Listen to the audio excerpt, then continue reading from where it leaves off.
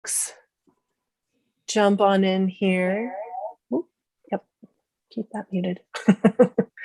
And then one more. Start. Yes, and I don't want to see the chat. You got it. It's just too distracting.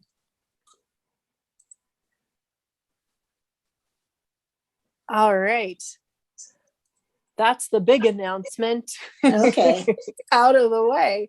So, good evening, everyone. Thank you all so much for joining our live virtual event tonight with Laura Kalpakian and Anika Hanisch for Laura's new book, Memory into Memoir. I'm your host, Jessica, here at the Country Bookshelf on the unceded land of the Apsalaki Crow, Kootenai, Bitterroot Salish, Cheyenne, Shoshone-Bannock, Ochady-Chacon, Kalispel Pend Oreille, South Piikani, Blackfeet, Northern Cheyenne, Chippewa Cree, Assiniboine, Ani, Gravant, and the Dakota peoples, among others.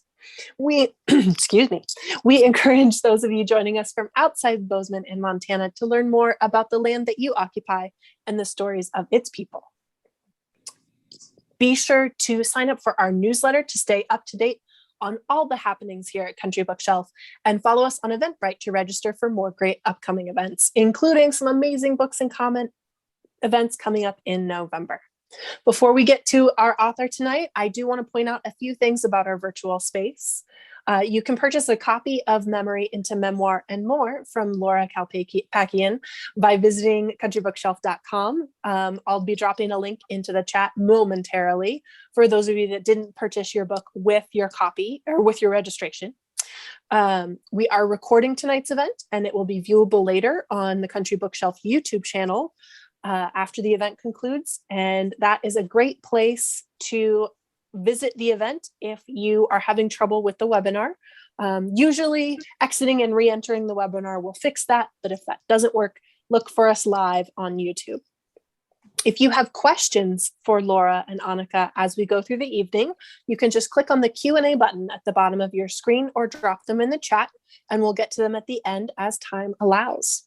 And of course, if you're having any sound issues, usually headphones will fix the problem. I do need to remind everyone that this is a shared creative space that we wish to remain safe for everyone that has joined us this evening. Offensive or harmful comments or questions will see the user dismissed from the space. So now to the good stuff. I am so pleased to welcome Laura Kalpakian here. She is the author of 13 novels and 4 collections of short fiction. Kalpakian is the winner of the NEA Fellowship, a Pushcart Prize, the Pacific Northwest Booksellers Award, the Anahid Award for an American writer of Armenian descent, the Penn West Award, and the Stand International Short Fiction Competition. She is beaming to us tonight from the Pacific Northwest. Starting out as a regional magazine freelancer and writer for hire, Anika Hanisch grew into book-length projects as a ghostwriter in the natural health world. So began her penchant for healing themes of all kinds. In 2009, she began ghostwriting memoir and book coaching, both literary fiction and creative nonfiction. Her first co-authored title is Don't Say Anything to Anybody, which you can see hiding there behind Anika. Hanisch also writes short form outdoor narrative, artist profiles, green building features, and essays on regenerative agriculture. Her articles and essays have appeared in regional and national magazines, including Guideposts, Montana Quarterly, and At Home. She lives in Southwest Montana with her partner, John, and their dog, Maddie. Ladies, thank you so much for joining us tonight. I'm so excited to hear all that you have to say about Memory into Memoir. Thank you for inviting me. Yeah. Well, can we jump right into the interview then? Yeah. Shall we? With me? I would. Yeah. This is my copy. So I like to see that. That's always a good sign. So when a book coach does that to a book, it means they're probably recommending it widely. Oh, that makes me happy. Yeah, this and like one other teaching text that I've used. This is going to get added to my resources list and probably be required reading for any of my memoir writers. So great. Yeah. I really want to just start out thanking you for your generosity as a writer and also as an instructor. It shows through here. Oh, It good. really shines through. This felt like a workshop, writer's workshop, and multiple workshops really in a book. So accessible and super practical. So if anyone out there is in the process of writing a memoir or beginning the revision process, you do need the tips that are in here. Very, very practical. So thank you for your generosity. Quite welcome. Yeah. Yeah, yeah. So, and you have been a writing instructor as well, along with being. I have. I taught memoir and fiction for decades, like 20 years, or so. I haven't taught clearly since the pandemic, but this book came out of the class that it was a 3-term class that I taught. And pardon me, a lot of people said to me, oh, you should, turn this into a book. It'd be a great book. But I just never really did. I mean, I was refining my materials all the time. And then I heard that University of New Mexico Press wanted to expand their books for writers. And so I did a proposal for them and they accepted it, and that was fine and dandy. And I thought, oh, I will just put my class on the page.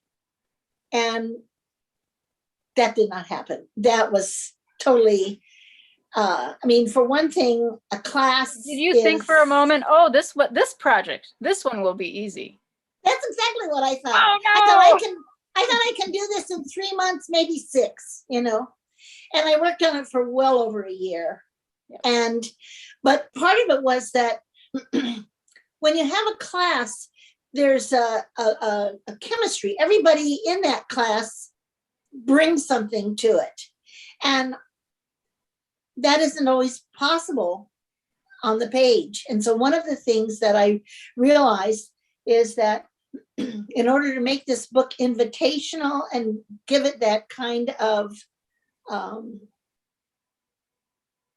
camaraderie, if you will, that you have in a class, that I had to infuse the book with voice, with my own voice, and with, of course, these exercises and that sort of thing that I've created and developed over years. And I had to pick and choose through those, which were better suited to the page than some others, So, yeah, the book is, and the book also, when I teach, I always include a reading to go with it. And so this book also, harks back to a lot of other different books, which I listed everything at the end, that I think reading is super important for writers, and that and especially as you read more like a writer, then you're always asking questions of the material, and that's how you learn. So that was what I wanted to, one of the things that I wanted to have this book do, and to put on the page. And I was really happy I just felt like the presentation of it was handsome, It is quite, quite striking.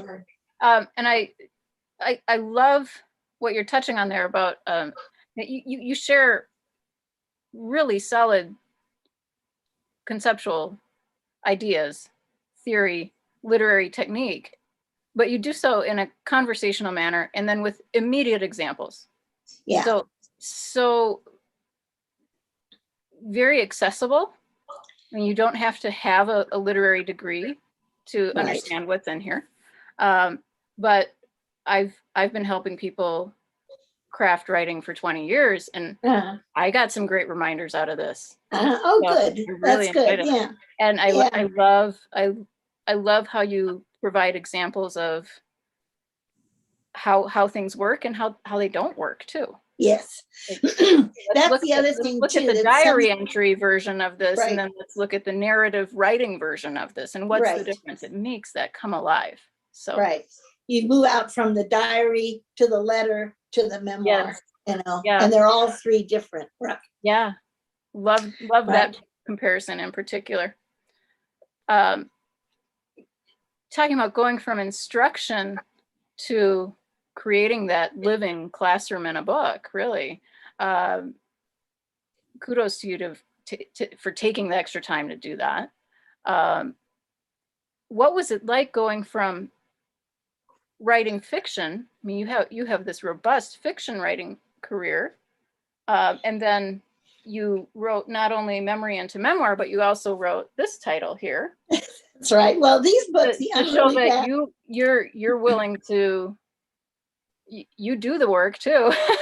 So this is your nonfiction. That's my nonfiction. That's my, I'll tell you, there's a little, the books are linked. I think of them as companions.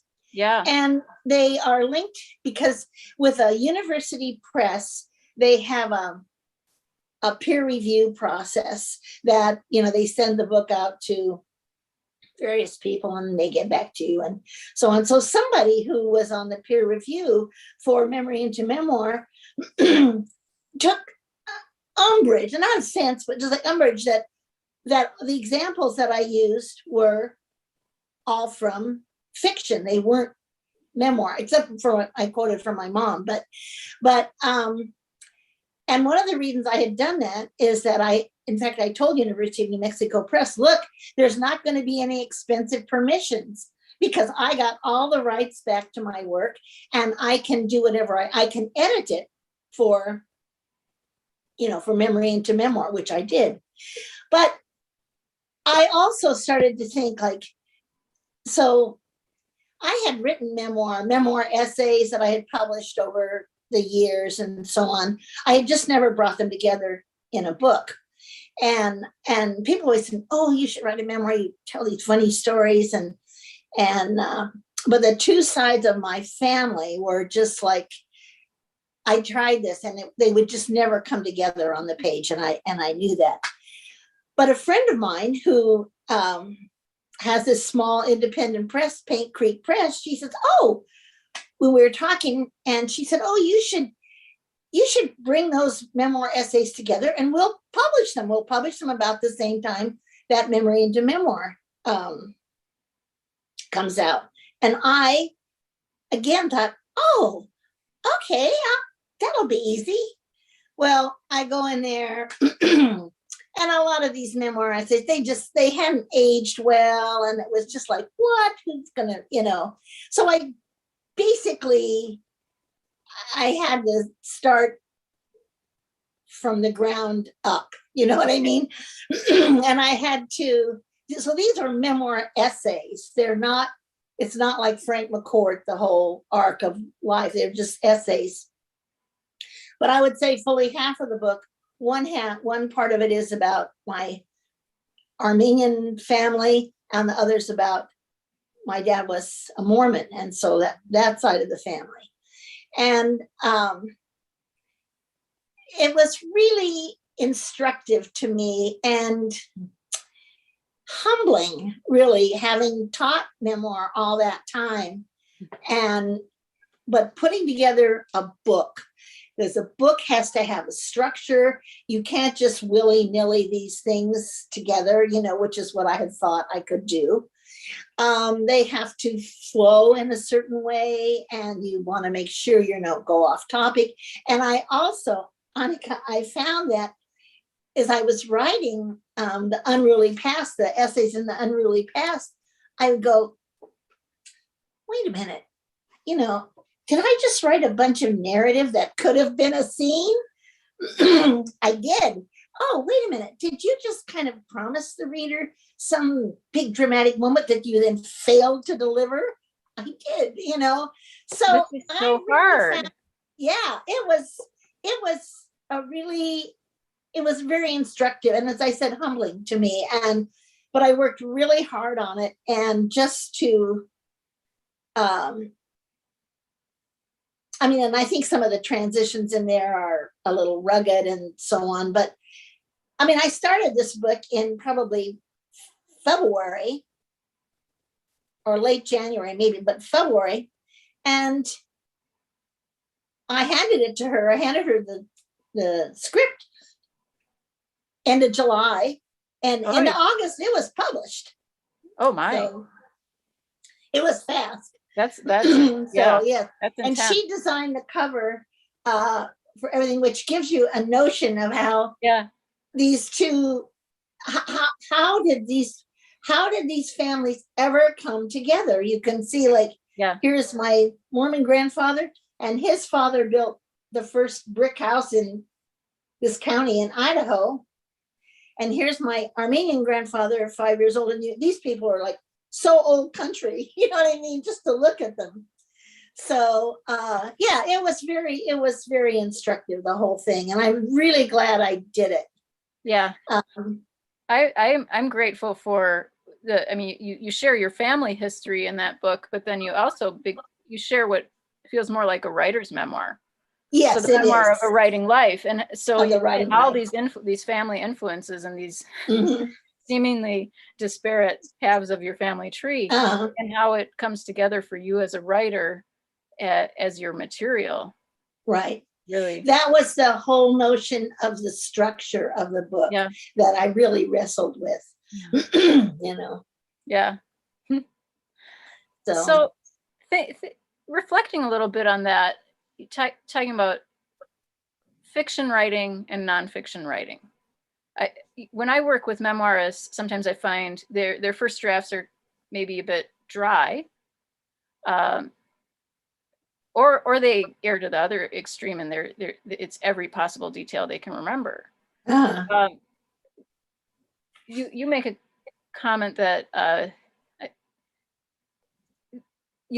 good writing is good writing, whether it's fiction or yes. nonfiction. So what are the overlaps? What are some of the skill sets in that world of fiction craft, of just crafting a good story, that a memoirist can apply in their own Well, craft? I think you can, I think, as I say in the preface, that was the other thing of Memory into Memoir. I wanted to write a preface that would tell the reader, like, this is not going to be an IKEA manual, you know. This is about, in some ways, this is about your relationship to the past, that you are putting narrative over the past, and that is going to dictate to a certain extent what you can tell. Not because it's so dreadful or whatever, just what will the story allow? What will the story allow? Where do you want to go? Because it really seems to me, and this is one of the things that I really believe that good writing does, and I think this is true of a freshman essay or an article in the New Yorker or whatever, that the material, it should always be saying to the reader, come with me, come with me, come with me, you know. And that's why I think you want to, when you do in the final draft, you want to make sure your transitions are nice between your paragraphs, that they can just kind of flow into one another.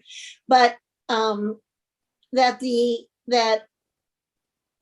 I think that these, I think of these things of good writing as like a big shared pool, you might say, almost.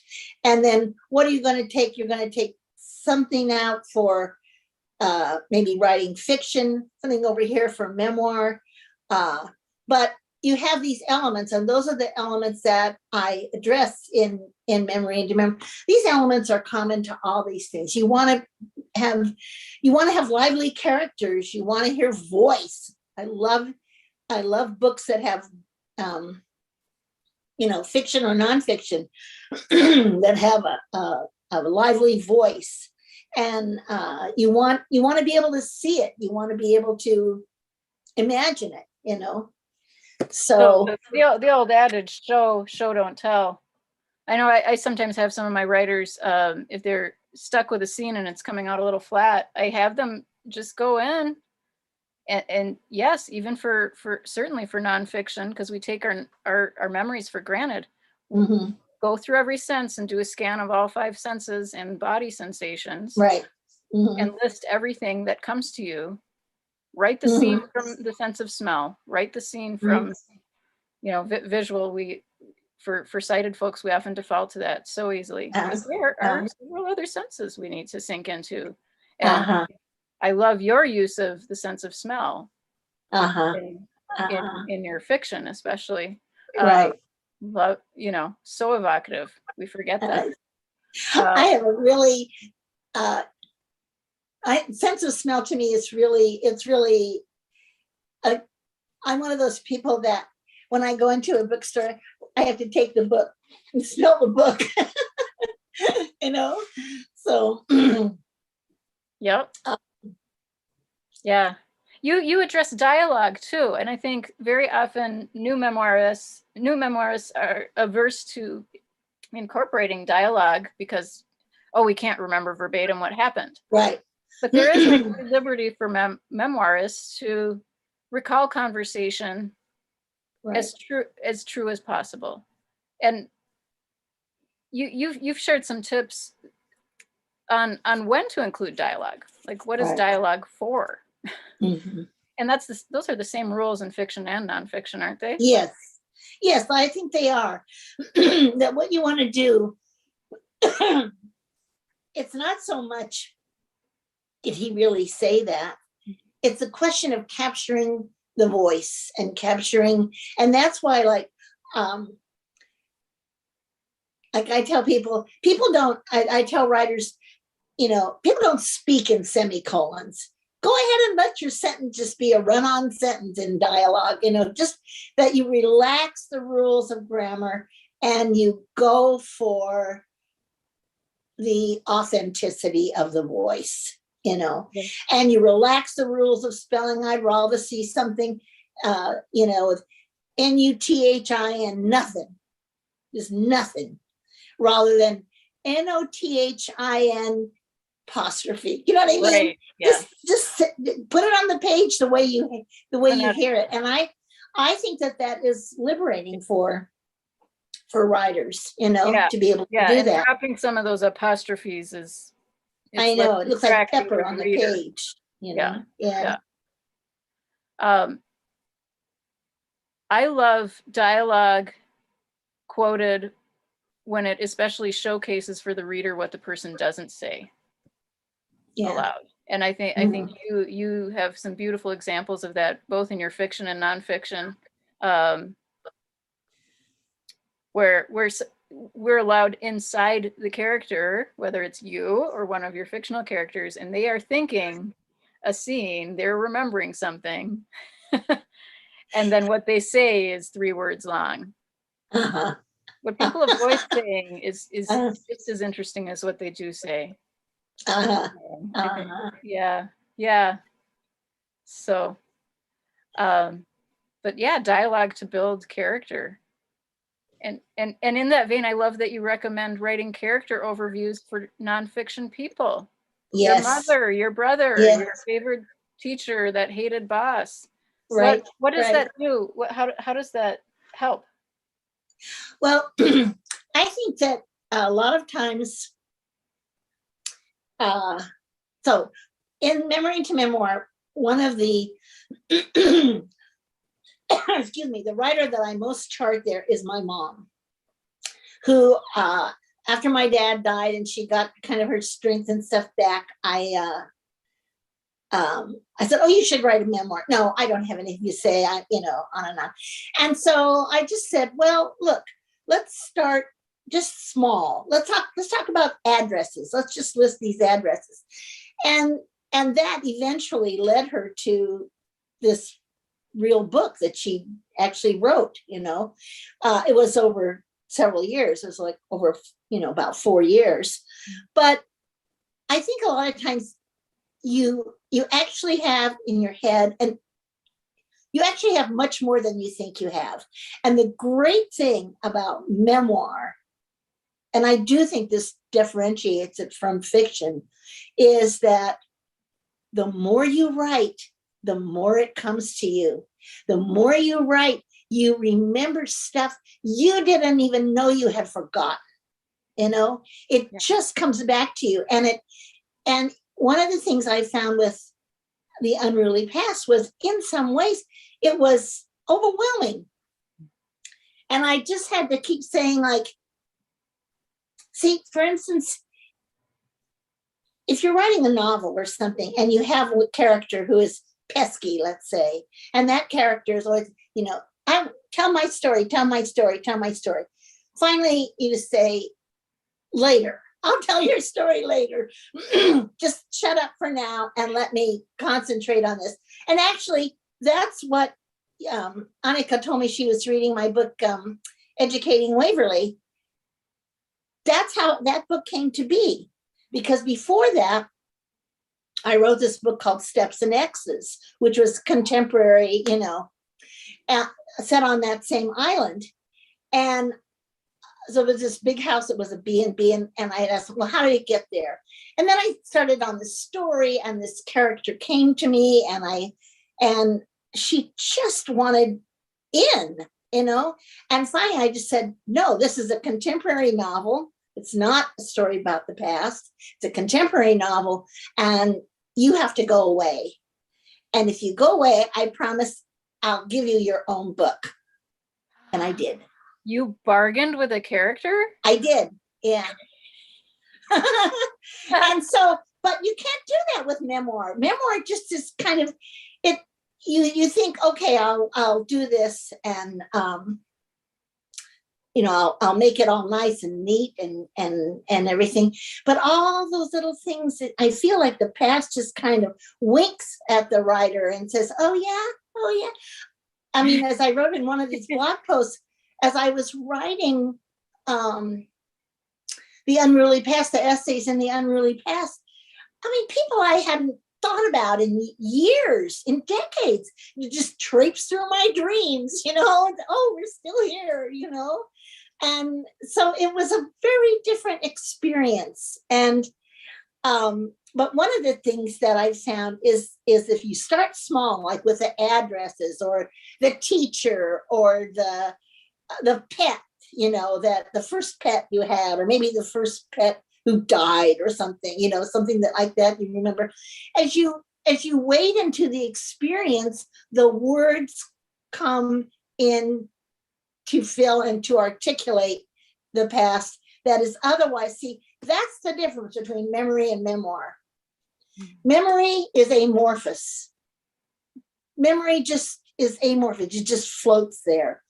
Memoir, you hold in your hand, you put on the page, you give it shape and form. And that's what the experience is. And that's why I really feel like the book is about the writer's, it's about writing, obviously, but it's also about the writer's relationship to their past. Yeah.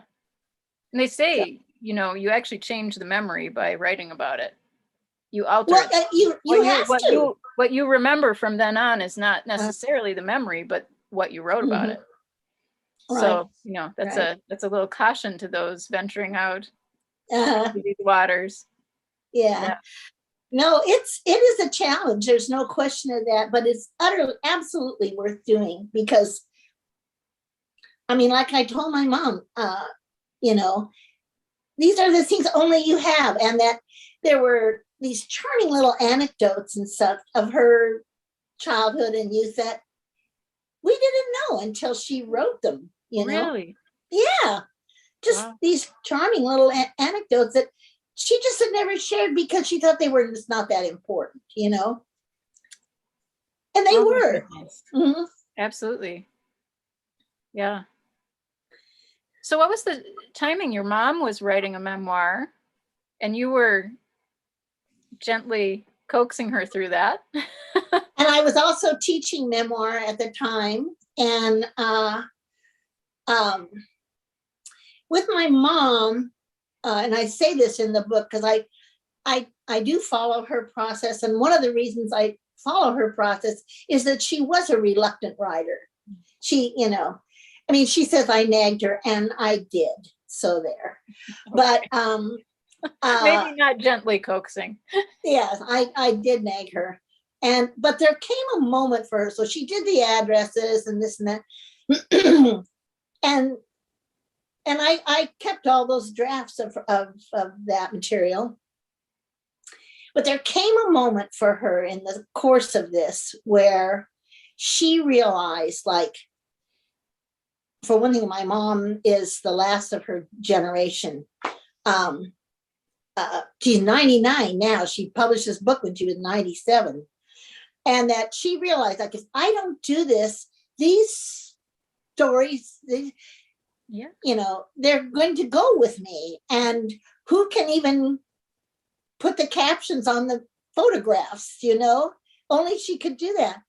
And so for her, that little subtitle, she called it Centennial Memoir, because she started it in the year that her parents had got married 100 years before, in 2017. But the little semicolon there in the subtitle is called A Tribute to My Parents. That was the core around which she spun this book. That was the motivating factor. That was the moment at which she realized, like, oh, yeah, I don't want to just have a list of addresses. I want to take these memories and shape them, form them into memoir.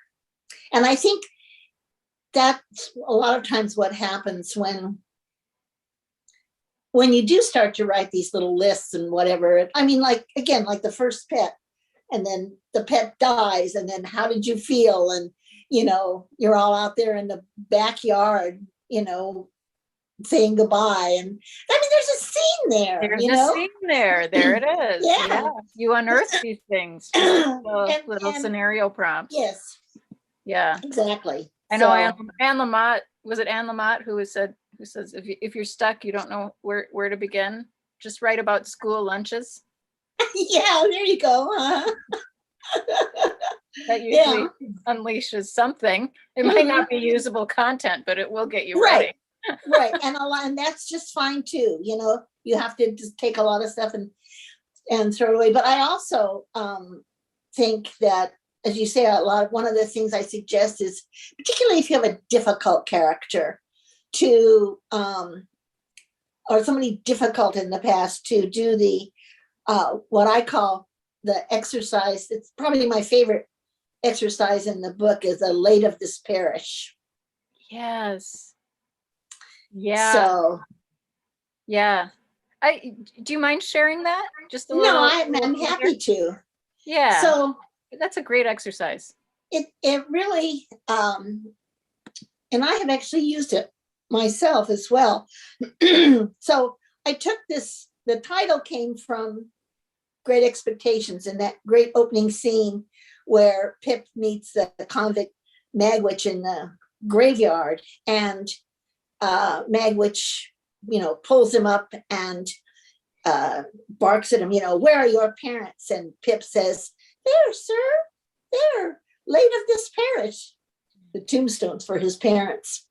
So I thought, and I got the idea from Mark Twain, who, when he wanted to marry Olivia Langdon, who was a girl from a very genteel family, and Mark Twain was not genteel, her father demanded character references. And so Mark Twain asked the three people who detested him the most to write to her father. And the father was very surprised. And Mark Twain said to him, now you know the worst of me. That's the worst, you know. It can only go up from here. Yeah. And he did marry the girl. So what I suggest is that you do three things.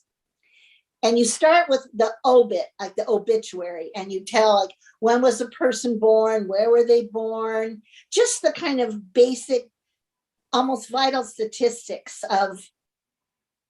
And this is a writing exercise I might do about someone in my memoir. Yes, exactly. Yeah. Exactly. I pick one. Pick a person I may be getting stuck on how I portray them. Yes, how do I portray this person? And then, so you lay that out, like, who did they marry? Where did they go to school? What kind of work did they do? You know. And then you write the eulogy.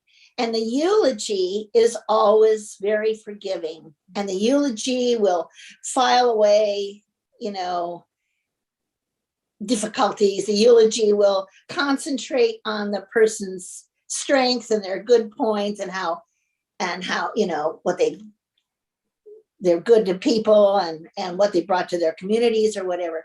And then you write the anti-eulogy. And the anti-eulogy is, and that can be from any POV you want, is, you know, this person, everything bad about them. This is the Mark Twain letter, the bad reference letter. This is the anti-eulogy. And by the way, the people you write about, they don't have to be dead. You know, they can. And then you write all that, and I suggest writing it like in 3 different sittings if you can do that. You know, do it and come back, do it and come back, give it a chance to roll around in your brain. And then you come back and you write a scene. You make it into a scene. And that scene has to show this person, has to give something of the obit so that we know about their circumstances or what, you know, when they were born, that kind of thing. It has to show something from the eulogy, the good part of their character, and then something from the anti-eulogy. Yeah. We have to see that scenically portrayed. Shown That through action and word. right. Yeah. Right. And It's always your astonishing example to in the me. book is so good. Yes. Oh, which is that the Mason one? Mason Douglas? Yeah. But it's also amazing to me how a lot of times when people do this exercise, the eulogy and the anti-eulogy are talking about the same traits, just from a different, you know, point of view. Yeah. So He was I have found it very opportunistic and useful. an incredible entrepreneur, and he cheated everybody, and he Right. lied. Right. I call him a freelance larcenist. I love that. Yeah. That was good. Yeah. So. Oh my goodness. Well, I want to check in with our host, Jess, Surprise. because we can keep playing. It's true. Excuse me.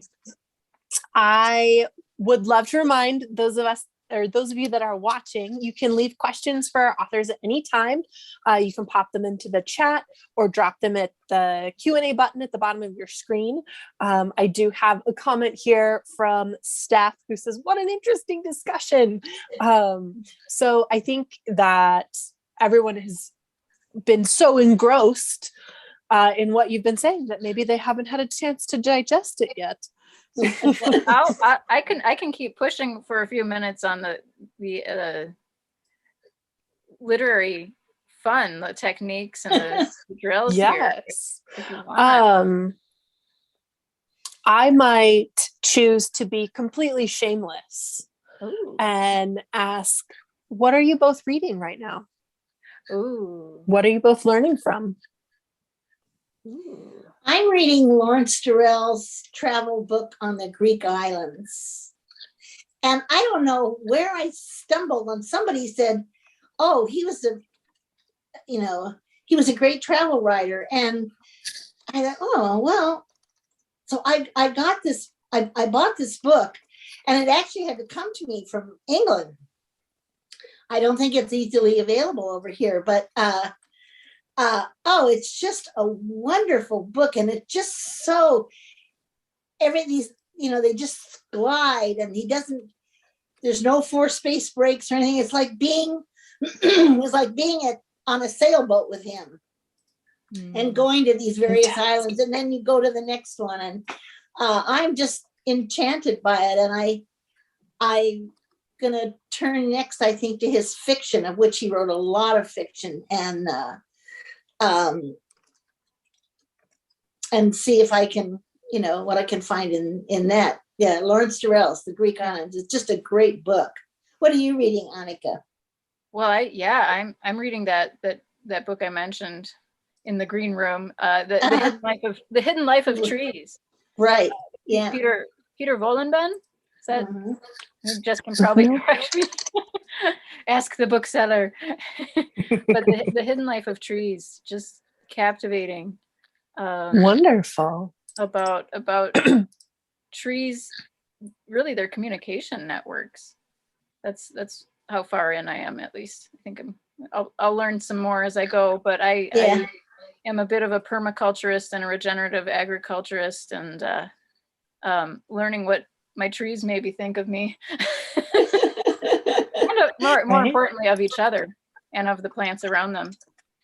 So Mhm. there's whole chemical communication networks between all these organisms and everything happening underfoot. Fantastic. Yeah. Janet asks, I would love it and really appreciate it if either of you could please share anything about your writing process for memoir, essay, novel, etc. Thank you.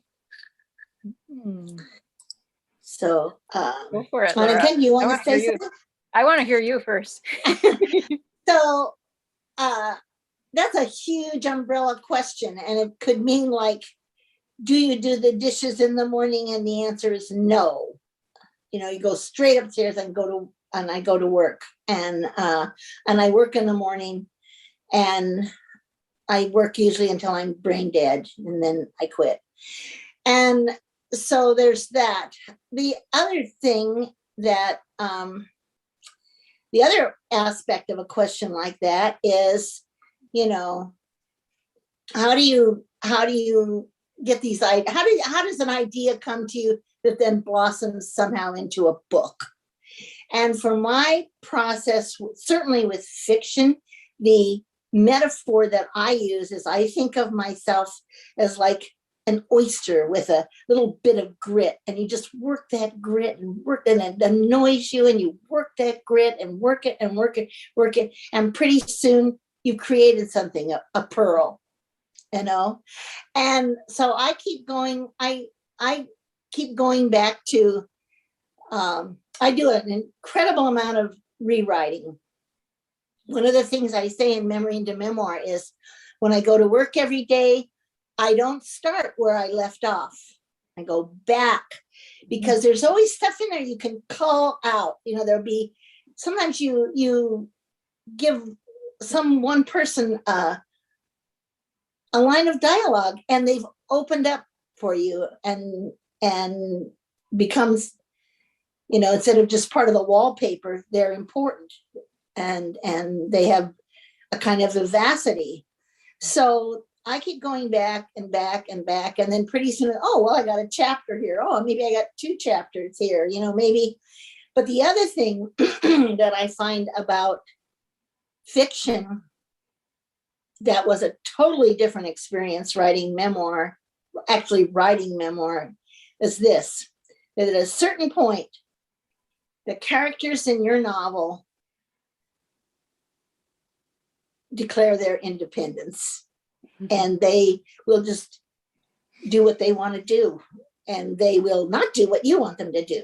You know, I mean, you think, oh, I planned that this, that, and the other was going to happen. You know, no, you know, I'm not going to do that. And everything that you put together for this character, they declare their independence, and you the author, you just have to follow it and say, okay.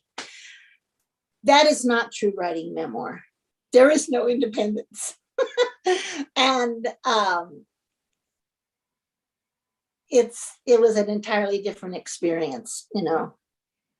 I mean, at a certain point writing a novel, you're almost glad when that character says, you know, I'm out of here, or not I'm out of here, but like, I will do what I know I intrinsically must, and you can't force me into, you know, some sort of plot, which I never plot my books out. I just, every day I go to work, I just put on my seatbelt and wonder where it's going to take me, you know. Wow. Because they do have, I mean, I'm a character writer. I feel like it's my great strength as a writer, is creating character. And once you've done that, then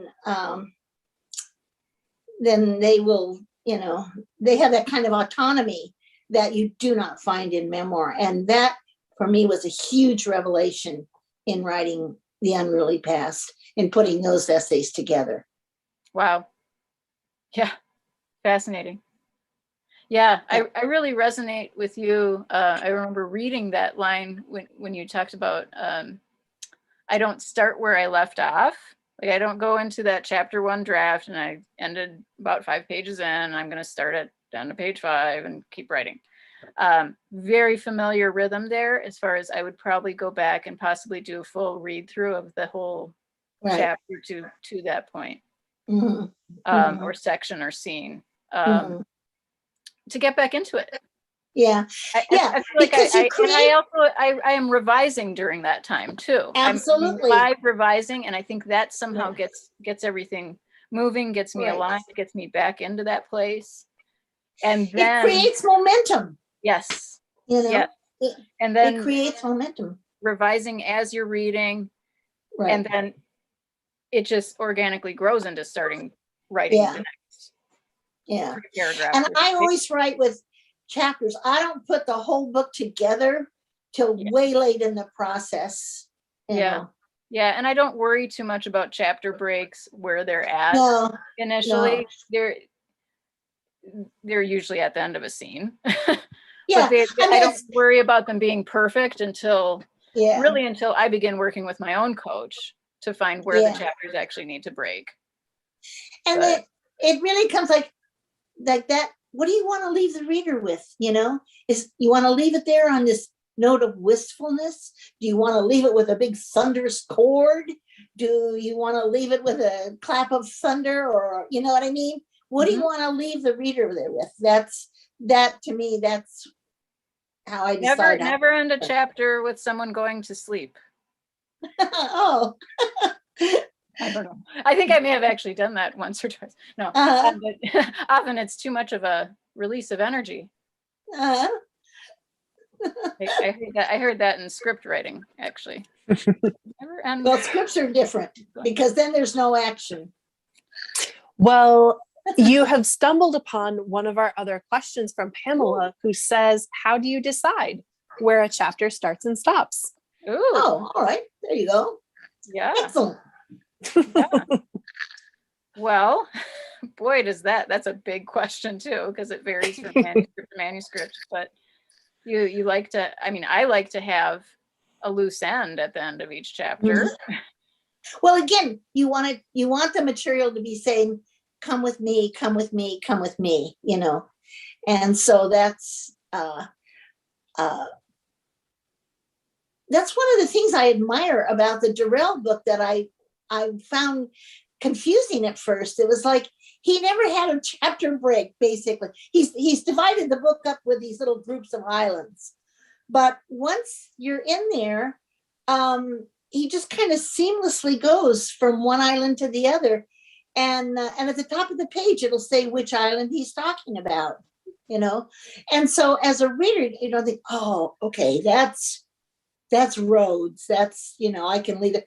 He keeps you on this journey with him all the way. And I noticed that as I was reading the book. I think writing fiction is different in the sense that you do want to come to dramatic moments that need to be resonant, and you want to leave the reader there with something that they go, oh,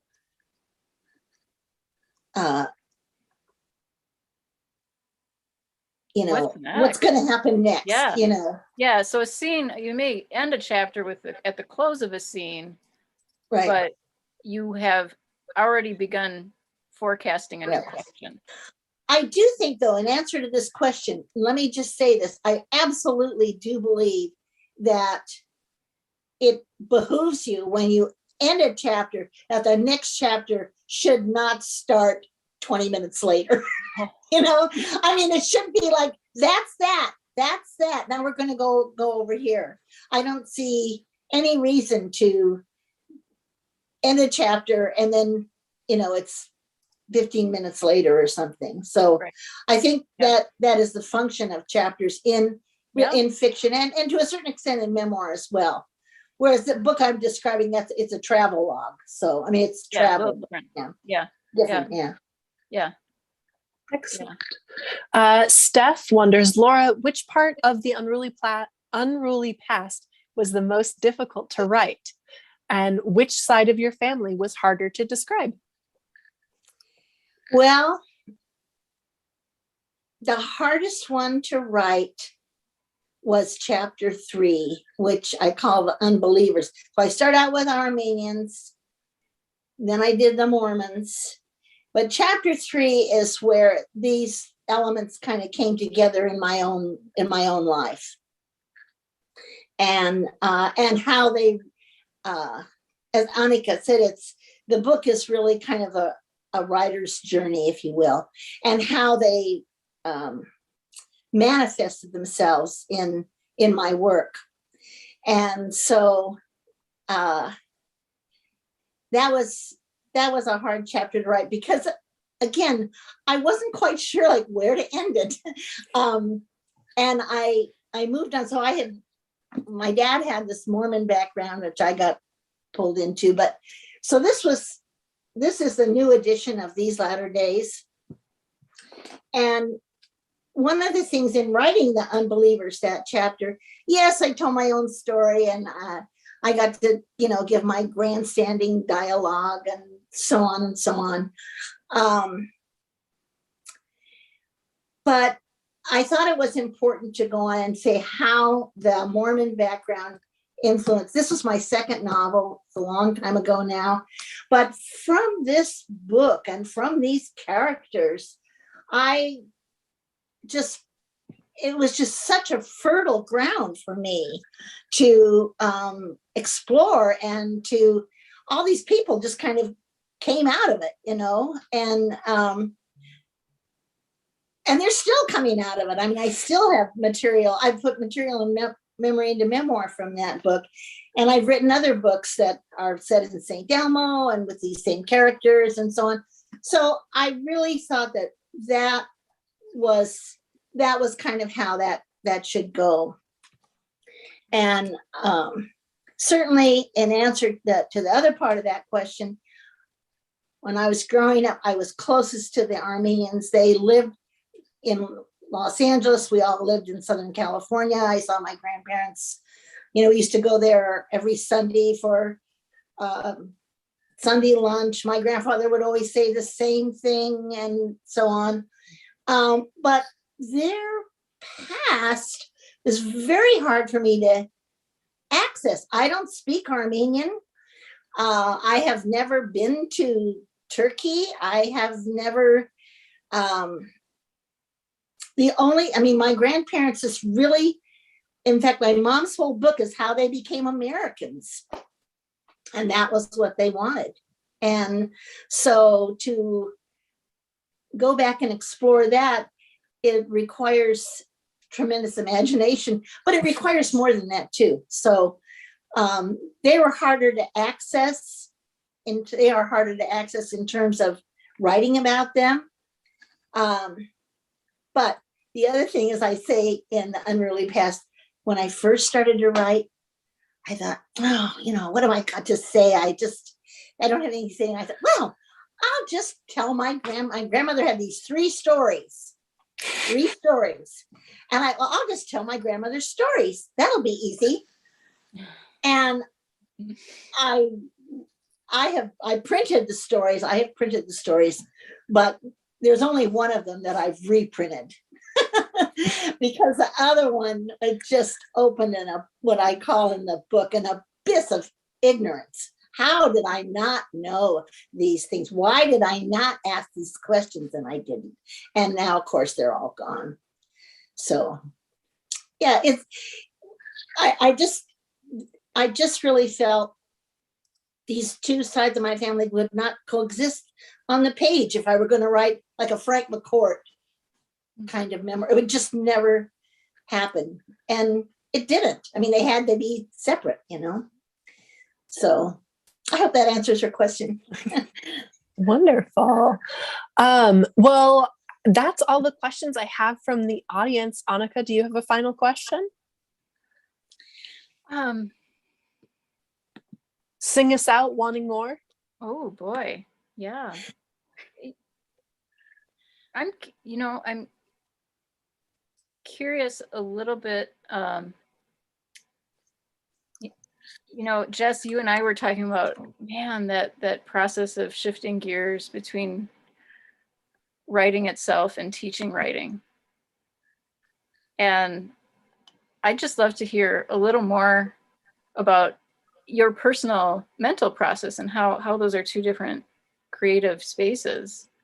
The act of doing the writing and then the act of empowering others to write. How do you help people write? Because there's so many people who are fantastic writers, but not the best. It doesn't communicate well when they go to teach it. Right. Did that come naturally for you, or was it a skill you needed to learn? Oh, it was a skill I needed to learn. There's no question of that. I mean, as I say in the Unreally Past, and also in the preface to Memory into Memoir, I started out as a grad student and I was teaching freshman comp. And that was a very good place because you're asking the question, what makes good writing? And so I started out with that. And that was always been what I focused on, what makes good writing. And so when I teach, for instance, when I teach a memoir class, we don't ever say you. We talk about the narrator, because the narrator is different than the author. And I make that point in Memory into Memoir. And so for myself, one of the things I do, like when I'm teaching, on those days that I'm teaching, whether it's an actual class or with a group or whatever, that's all I do is their work. That's all I do. I don't do my own or I don't divvy things up so that I can just really go into it. And I read in this way. I read first and I make notes, but I don't change anything till I've got through the whole thing. And then I can see the strengths and I can see the weaknesses and I can see where things could be. I know the questions to ask. But I have learned so much from the writers that I have worked with. I mean, I've learned, and I say this in Memory into Memoir about all these experiences that I will never have. I've just learned so much from, but I've also learned about good writing from them, even when their writing isn't great, because I can look at it. Oh, and that was another thing. One of the things that I put into Memory into Memoir was a couple of these student things. They're all made up. They're not from, but they aren't great. They need work. And as you, the reader, you come to go, oh, that's kind of rugged. And yeah. And so they're not, you want to read beautiful. You read Frank McCourt or Rick Bragg or these, people with, but you want to see how is it done for somebody like me? Then you look at Netta Gibbs, and her writing her material. She needs help, Right. Yeah. And it's actually very empowering to look at examples like that. That's what I thought too. It makes those concepts come to life, and it makes them, they're not just dry theory. Like here it is in a text. Yep. Right. And you don't just have to look at it and go, oh my God, it takes my breath away. I could never do that. I mean, every writer has had that experience as a reader, you close a book and you want to cry because why should I even try and write? Because it was so wonderful, but so it's easier to actually learn from what isn't glorious and glamorous. You actually learn from like, oh, well, this could be better. Yeah. Well, and that's what am I missing here? You capture that element of like you were saying, camaraderie, where students would actually compare their work with each other and give each other feedback. That's right. You mimic that by sharing some of those examples that are just, hey, here's someone just trying to do their best. Yes, exactly. What do you see that she could do better? Having discussed some of these techniques. So it's really, really empowering. Yeah. Good. Well, that was what I hoped for the book. And I hope that you know, again, it's not an IKEA manual. It's really about the writing process and bringing the writing process to bear upon the past, on one's own past. Yep. So, Absolutely. And we both of us welcome questions that come in. I know when I work with students, they have questions the next day. Yeah. I'm one who's notorious to think of the question I needed to ask while, you know, washing my hair or something, or taking yeah, for a while. So I'm happy to just, maybe people can contact Country Bookshelf and you can route them our way. Sure That'll be can. great. There are There you also go. links in the chat for Yep. both Laura and There we Anika's go. website, Learn a little as more. well as where to purchase the book if you need your own personal copy, which I'm sure you do, of Memory into Memoir, your own personal writing workshop in just a few pages. Thank you all so much for joining us this evening, Laura Thank you and both for Anika. having me. Yeah, thank you. Thank you so much for sharing with us as well. It's been delightful, and we'll hope to see you in the ether again soon. Yeah. Okay. Thanks so much for coordinating, Jess. Thank you, Jess. Yeah, it was a great evening. Thanks very much. Thank you. All Good night, right. everyone. Good night, everyone.